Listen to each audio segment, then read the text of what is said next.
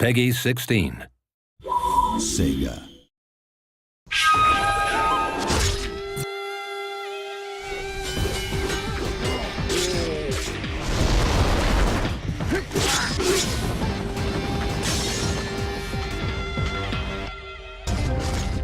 Shinobi is very fundamentally a side-scrolling action game.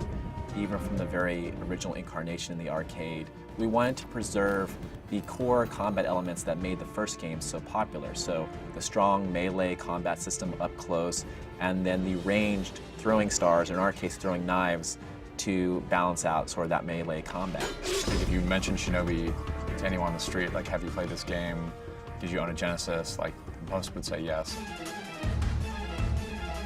Our main goal was preserving the design and sort of key elements that make the old games great.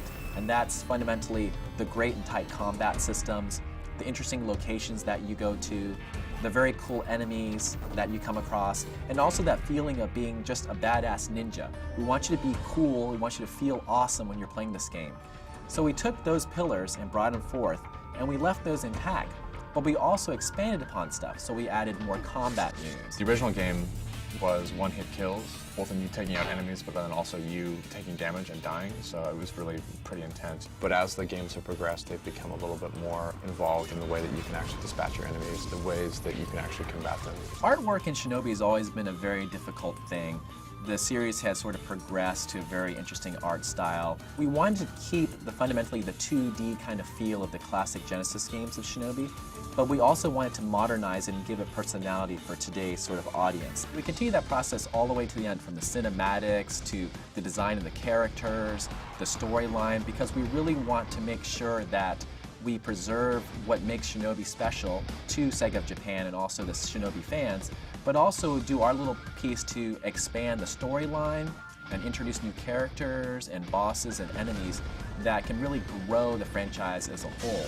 We're expanding the lore of Shinobi, we're expanding the characters, we're expanding the backdrop. You have a game that started on the arcades that is very like a quarter muncher. Once they hit you, you're dead. There's a lot of interesting aspects of the 3DS that compelled us. There was the 3D aspect of the system, and we felt that that could add a nice sense of depth to the worlds that we're building for Shinobi.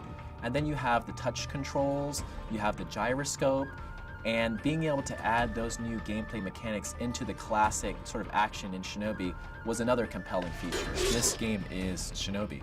I mean, we had a really passionate development team.